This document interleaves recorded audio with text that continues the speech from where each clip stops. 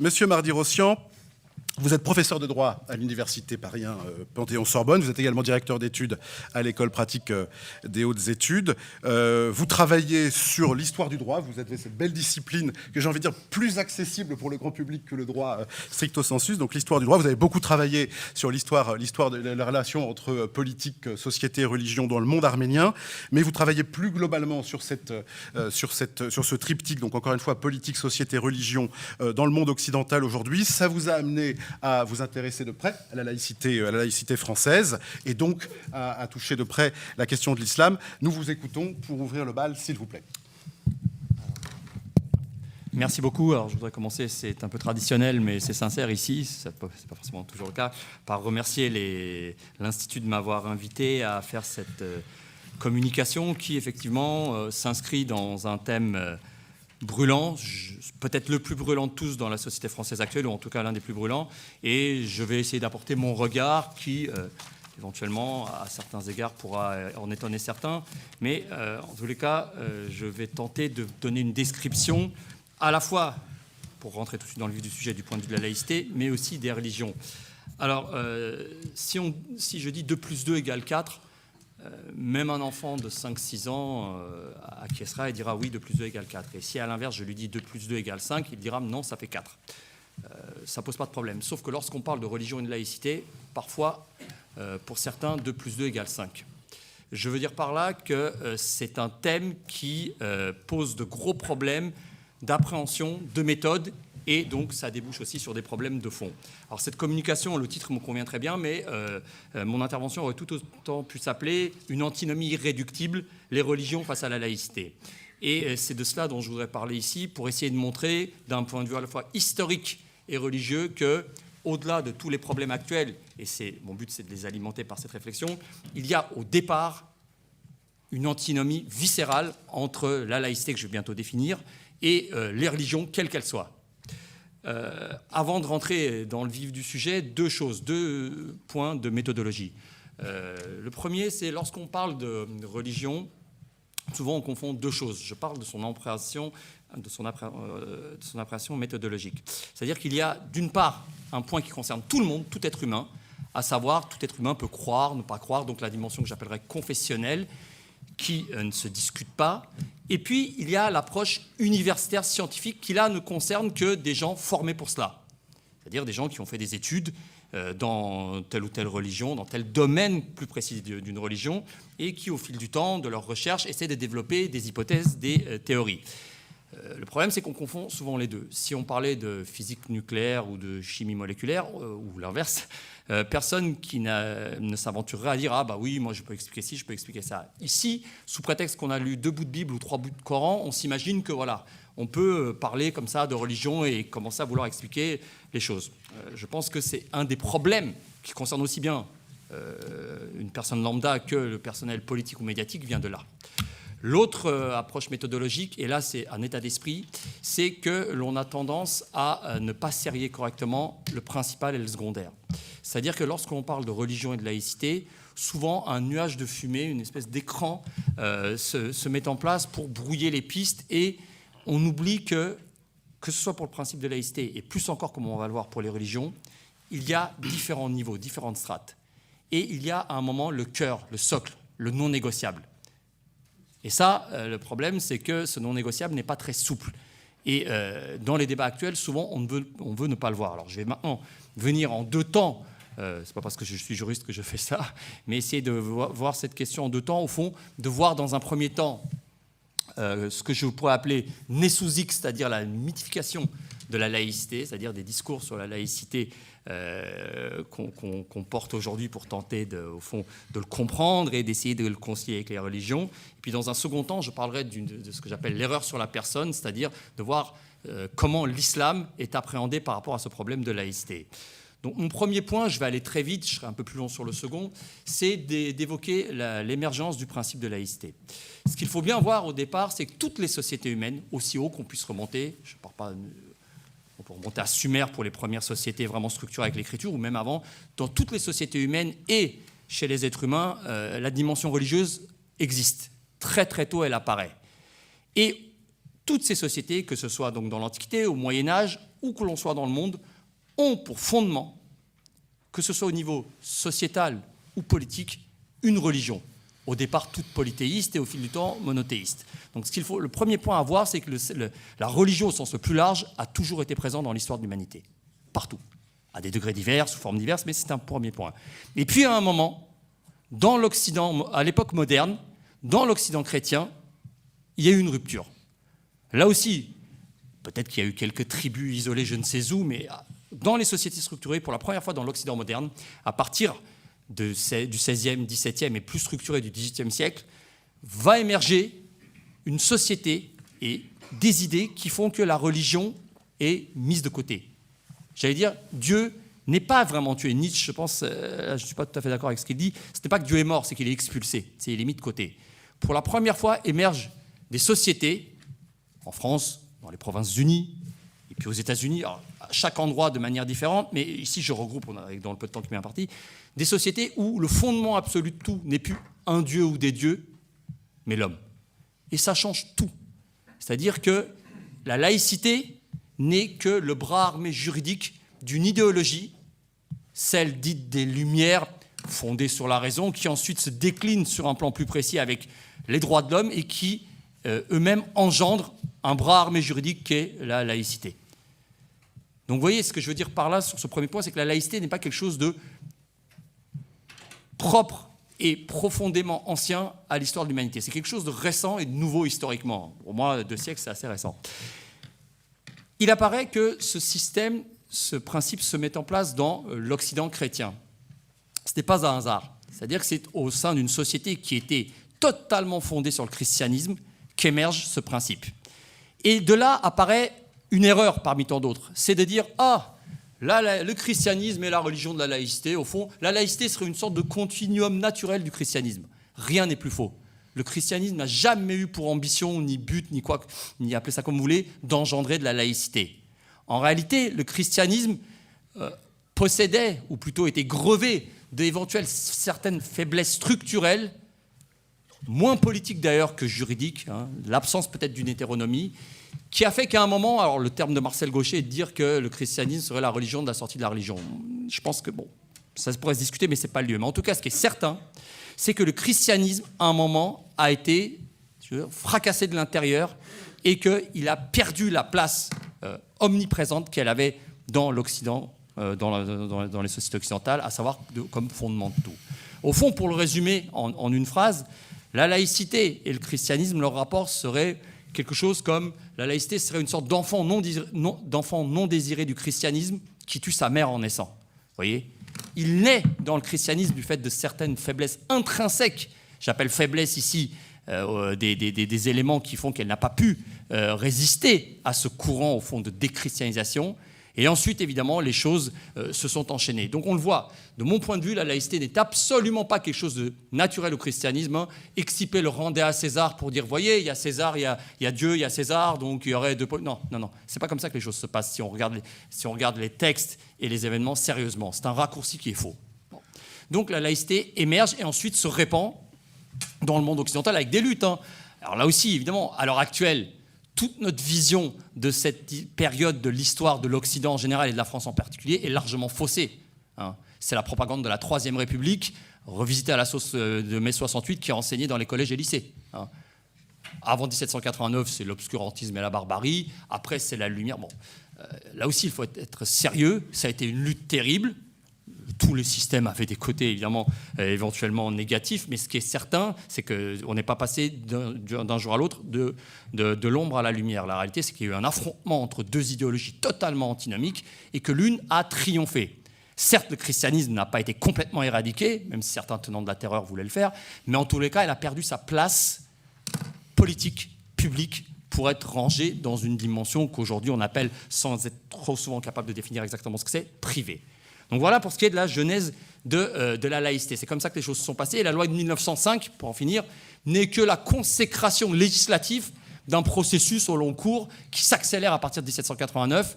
Et depuis 1905, je vais y revenir dans la deuxième partie, l'évolution évidemment, continue, même si de nouveaux acteurs sont arrivés. Alors, les nouveaux acteurs, justement, la deuxième partie, c'est ce que j'appelais, après, donc, né sous X, la première partie, je parlais de la laïcité, on pourrait appeler ça erreur sur la personne. Ici, je veux parler de l'islam. Pourquoi ? Parce que lorsque la loi de 1905, par exemple, est votée, il y a juridiquement 4 cultes, appelés ainsi, reconnus en France. Le catholicisme, qui est l'écrasante majorité, qui était la cible principale des philosophes et de toute l'idéologie dite des Lumières, les luthériens, les calvinistes et les juifs. À ce moment-là, en France métropolitaine, j'entends, la religion musulmane est quasi inexistante. Ce qu'il faut bien voir ici, c'est que l'islam, comme toutes les autres religions, là c'est un point commun, est strictement incompatible avec le principe de laïcité. Je le martèle à dessein. Complètement incompatible. Donc parler d'islam laïque, ce genre de choses, pour moi, n'a aucun sens. La différence avec d'autres religions, et notamment le christianisme ici, c'est que l'islam n'a pas les failles, les faiblesses, avec des guillemets si vous voulez, qu'avait le christianisme, et qui ont fait que le christianisme, à un moment, a été, au fond, éjecté de sa place, de la place que j'ai évoquée il y a un moment. Et pour comprendre ça, là aussi, je ne vais pas être très long, mais on peut prendre 2-3 directions. J'ai par ailleurs dans d'autres travaux comparé. Il est intéressant de comparer le christianisme et l'islam parce qu'on peut, je ne vais pas le développer ici, mais difficilement trouver 2 religions aussi différentes l'une de l'autre.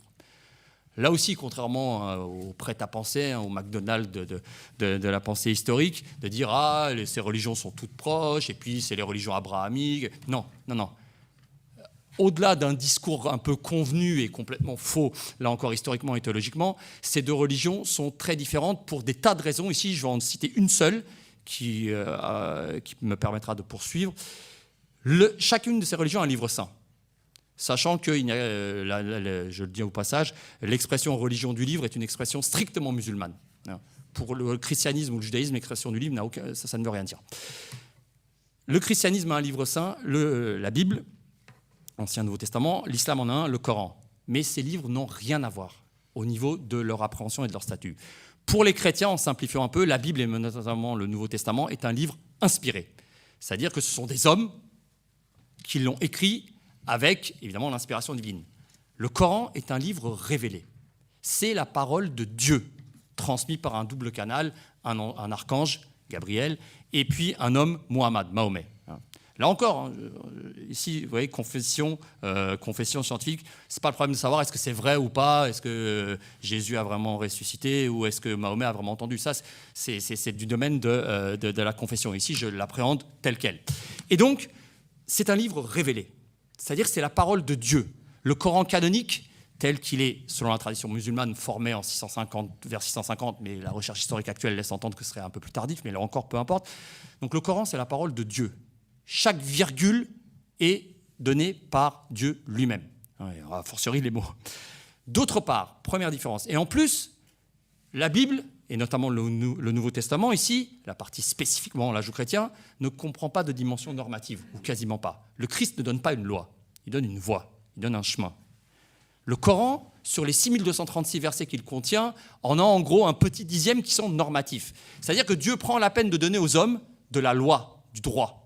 Donc à partir de là, on commence déjà à comprendre ce qu'il en est. C'est-à-dire que c'est totalement différent. C'est totalement différent. On est sur un point complètement divergent. Mais en plus, ce système, ce livre saint qui détermine tout le reste, va par la suite être augmenté par d'autres strates de textes qui, eux aussi, sont de nature juridique. Pour faire simple, l'ensemble des sources les plus anciennes pour appréhender l'islam, pour étudier l'islam, sont très majoritairement juridiques. C'est ça qu'il faut bien s'entendre, ce n'est pas un hasard.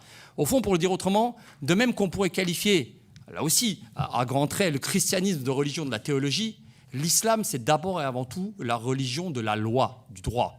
Et là où je veux en venir maintenant, c'est que ces normes tirées du Coran, augmenté ensuite par la Sunna, alors aussi je n'ai pas le temps de développer, mais a été ajouté, le Coran est explicité par ce qu'on appelle la Sunna, c'est-à-dire la Sunna est composée par les hadiths, c'est-à-dire les faits et gestes attribués à Mahomet, et si le Coran il y a quelques centaines de versets, les hadiths, donc les faits et gestes attribués à Mahomet, en réalité ces textes sont écrits entre la deuxième moitié du 8e siècle et le 9e siècle, il y en a des centaines de milliers, voire des millions.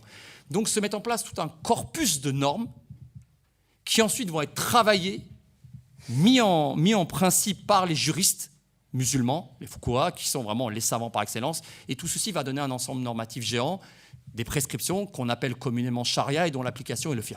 D'accord ? Et donc, ce que je veux dire, c'est que ce corpus normatif est fondamental. Et donc, l'islam est certes une religion, au sens où nous l'entendons. C'est de la foi. Ça promeut un monothéisme. Mais l'islam, pour résumer en une phrase, c'est tout autant de la foi que de la loi. C'est-à-dire croire que l'islam n'est que de la foi, en fait, vous commettez un blasphème ou vous êtes quasiment dans l'apostasie. C'est tout autant de la foi que de la loi. Et c'est là que réside tout le problème. Le cœur du problème est celui-ci.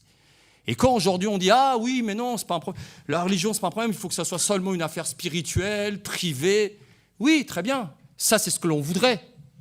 Mais d'un point de vue musulman, si on regarde ça de l'intérieur honnêtement, c'est pas du tout ça. Ça ne va pas. Suivre uniquement les prescriptions spirituelles, c'est bien, mais ça ne suffit pas. La loi est tout aussi obligatoire d'un point de vue interne. Et donc, il faut partir de ce point-là. On peut trouver ça bien ou mal, je fais des constats. C'est un point qui est indiscutable. Ou alors, soit on est complètement ignorant, soit on commence à raconter des bêtises ou des mensonges. Mais ce n'est pas tout. Vous allez me dire, il y a de la loi qui vient de Dieu, où est le problème ? Pourquoi pas ? Le problème, et ça c'est valable pour toutes les lois religieuses, qu'elles viennent de l'islam, du judaïsme, a fortiori du christianisme, même si le christianisme, ça sera dans un stade non divin, comme je l'ai dit, mais avec le droit canonique, toutes les lois religieuses discriminent, au sens où nous l'entendons aujourd'hui. C'est-à-dire que le droit musulman, tel que je viens de l'évoquer, engendre ce que j'appelle des inégalités paradigmatiques. J'ai appelé ça comme ça. Quelles sont ces inégalités paradigmatiques ? Il y en a trois principales. Une des trois aujourd'hui est très secondaire. Mais la plus importante de toutes, c'est que le droit musulman divise de manière irrémédiable des fidèles, infidèles. Ceux qui suivent, ceux qui adhèrent à la religion et ceux qui n'y adhèrent pas. Première dichotomie. Une seconde, moins lourde, même si réelle, selon le sexe, homme, femme. Et la troisième, c'est celle entre libre et esclave, puisque l'esclavage est évidemment évoqué par le Coran, et c'est une pratique qui est courante dans l'islam des premiers temps, par les razzias, par les conquêtes, mais pas seulement, dans le monde chrétien pareil. Et d'ailleurs, l'esclavage n'a pas totalement disparu aujourd'hui dans le monde musulman. Il y a des pays avec qui on n'a aucun problème à fricoter, mais qui pratiquent l'esclavage de manière plus ou moins explicite ou implicite. Je pense notamment dans des endroits du Golfe. Donc à partir de là, ce qu'il faut bien voir, c'est que ces inégalités paradigmatiques, à chaque fois que le droit musulman s'applique, nonobstant les nuances, elles existent. Vous voyez, plus on ira dans le détail, plus on pourra trouver des espèces de possibilités de contournement, de nuances, d'interprétation. Mais en revanche, sur ces inégalités paradigmatiques, notamment entre fidèles et infidèles, il n'y a rien à interpréter, il n'y a rien à nuancer.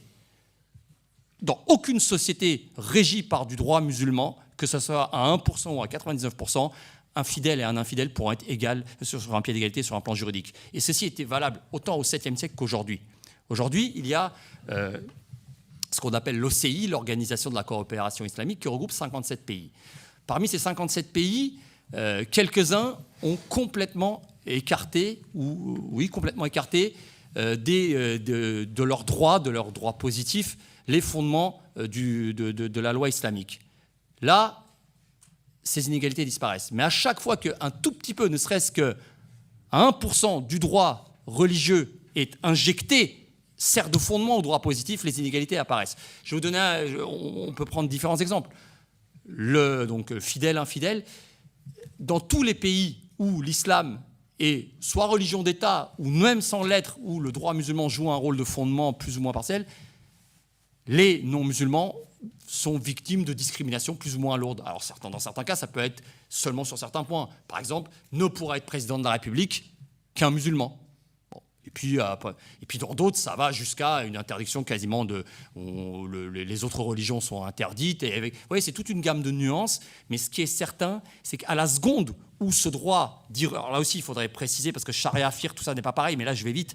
Mais il faut bien voir qu'à la seconde où le droit tiré de la religion irrigue, fonde le droit positif, l'égalité entre citoyens ne peut pas exister. Je parle des citoyens d'un même pays. Alors que retenir de tout ça par rapport à notre problème ? Et je vais terminer.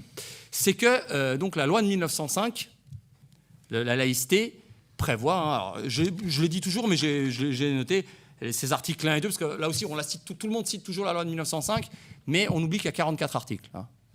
Bon. On connaît, alors certes, les deux sont les principes, donc je vais y venir. Mais il y en a 42 autres qui concernent notamment essentiellement les associations cultuelles. Donc c'est une sorte de gros sou. À l'époque, là aussi, cette loi est tout sauf une loi de conciliation. Derrière ces apparences de conciliation, c'était de fracasser la puissance économique de l'Église catholique. Une bonne fois pour toutes, de la mettre à genoux en créant ces associations cultuelles qui allaient fractionner. Bon. Mais je ne vais pas être long là-dessus. La République assure la liberté de conscience. Elle garantit le libre exercice des cultes sur les seules restrictions édictées ci-après dans l'intérêt de l'ordre public. Que dit ce texte? Au fond, et là c'est un texte qui n'est pas très gentil pour les gouvernants et les hommes politiques. Parce que tous les problèmes actuels, que ce soit, qu'on appelle revendications religieuses de telle ou telle partie de la population musulmane, tous les problèmes actuels doivent être pris en compte à l'aune de cet article et ensuite voir de quoi il s'agit du point de vue interne. À l'aune de cet article, qu'en est-il? Lorsque on réclame, je ne sais pas, de pouvoir mettre le voile ou pas le mettre, de pouvoir avoir de la nourriture religieuse ou pas religieuse, à quoi correspondent ces revendications, au-delà des mille et une causes qui sont excipées? C'est les personnes qui les réclament, consciemment ou même des fois inconsciemment, veulent se mettre en conformité avec telle ou telle prescription de la norme islamique. C'est ça d'abord, ça. C'est-à-dire d'être fidèle à la partie normative de l'islam, à la partie loi. Et à côté de cela, la République, donc la loi dit oui, liberté. Ouais, on dit mais c'est la liberté, et d'autres disent oui, mais non, là, ça contrevient à la laïcité. Non, c'est pas comme ça que le problème se pose. Le problème, il est simple, et à la fois simple en théorie, ultra difficile en pratique. En théorie, liberté de culte, liberté de conscience, pardon, et il faudra ajouter de manière collective et individuelle, y compris dans l'espace public, tant que cela ne contrevient pas à l'ordre public. Donc tout est ouvert. Et chaque législateur, à un moment, au gré des besoins, peut dire non, ça, finalement, de mon point de vue, ça contrevient à l'ordre public et à la loi. Vous voyez, en réalité, c'est une espèce de patate chaude qui est constamment filée au législateur et c'est à lui de décider au cas par cas si les femmes complètement voilées, ça, on en veut, on n'en veut pas. Ce que je veux dire par là, c'est que le droit est un problème secondaire, et je suis bien placé pour le savoir, le droit est un problème secondaire dans ces affaires de laïcité. C'est d'abord des choix de société, des choix politiques que les hommes politiques et l'autre doivent prendre. Et ensuite, le droit vient à l'appui de ça pour légitimer, donner un fondement et légitimer les prises de décision. Comme ça a été le cas, par exemple, avec la loi du 15 mars 2004 ou celle du 11 octobre 2010. Donc quand on se cache derrière le droit pour « Ah oui, mais le droit dit que… » Non, le droit, il a bon dos, là, si j'ose dire. C'est d'abord un problème de société, c'est d'abord un problème de choix, de quelle société nous voulons. Et pour finir, ce qu'il faut bien comprendre, il y a des sondages souvent, ils valent ce qu'ils valent, mais il y a eu un sondage récent qui, de mémoire, dit qu'en gros, réalisé par une autre fondation, pas la vôtre, mais, qui disait qu'en gros, sur les Français musulmans interrogés au mois de septembre, un tiers, 30%, en gros un tiers disait que la loi, alors on appelle, moi j'ai toujours du mal avec le terme charia parce que ce serait plus précis, mais bon, la loi religieuse, la charia, en cas de contradiction, est supérieure aux lois de la République française. Bon. Donc le reste, a priori, ne disait pas cela. Bon. Et puis ce chiffre monte même à plus de 40% chez les moins de 25 ans. Ça signifie quoi? En fait, étant donné que l'islam est à la fois foi et loi, ce que disent ces individus est tout à fait cohérent d'un point de vue islamique. Alors après, comment les appeler? Il y a mille et un problèmes, il y a mille et une appellations, intégrisme. Moi, je pense que ce qui caractérise mieux, c'est de parler de gens qui veulent un islam intégral. C'est-à-dire que ce que fait la laïcité, en réalité tolère les religions, mais mutilées de leur dimension normative politique. La laïcité fait en sorte que les religions peuvent exister dans leur dimension spirituelle, mais elles doivent mettre de côté, si j'ose dire, tout ce qui est normatif et politique. Le politique étant toujours secondaire. Quand on dit l'islam est une religion politique, on ne dit pas grand-chose. En réalité, c'est d'abord les normes. C'est de suivre la loi de Dieu, à travers ses déclinaisons humaines, bien sûr. Et donc, au fond, ce qui apparaît ici, c'est qu'il y a un choc. L'un des deux doit céder. Il faut bien comprendre ça. C'est-à-dire que, du point de vue de ces 30% de personnes, de toutes les manières, et de manière cohérente, comme je disais, la loi religieuse ne peut pas être mise de côté et écartée au profit de lois humaines faites en plus par des mécréants, pour parler rapidement.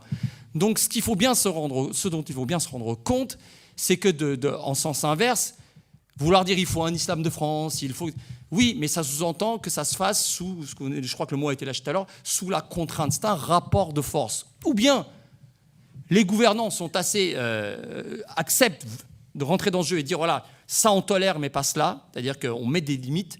Ou bien, de manière mécanique et logique, les tenants, ces 30%-là, alors chacun a des degrés divers, hein. Ça peut être pour une infime minorité par la violence et pour une grosse majorité par la non-violence. Mais le but est le même quelque part. C'est que la partie de l'islam normative ne soit pas mise de côté. Donc c'est ça, il faut bien avoir en tête ce point qui consiste à bien saisir qu'on ne peut pas dissocier les deux. Et ce que je dis là, elle serait valable pour toutes les religions. Sauf que le christianisme, comme je vous l'ai dit, n'avait une partie normative moins prégnante et de toutes les manières, elle a été sur un plan largement écartée. Et pour ce qui est du judaïsme, et je finis avec ça, pour le judaïsme, le problème s'était posé. J'ai récemment fait un petit papier là-dessus. En 1807, Napoléon Bonaparte a réuni une sorte d'assemblée, hein, qu'il a appelée Sanhédrin, par référence évidemment à l'instance suprême du judaïsme antique. Et là, il a réuni des rabbins et des notables juifs de toute la France en leur posant une liste de 12 questions qui mettaient l'accent sur les principales incompatibilités entre la loi mosaïque et des incompatibilités qui souvent se retrouvent dans l'islam aussi, hein, ces fameuses inégalités paradigmatiques. Et puis il leur a demandé de... Voilà, la loi juive dit cela, la loi française dit cela. Faites rentrer, cédez. Le Sanhédrin a cédé. Sur tous les plans, le Sanhédrin a accepté de mettre de côté la loi mosaïque, qui en réalité était, d'un point de vue interne, est un déchirement terrible, parce que c'est vrai que c'est une mutilation de la religion donnée.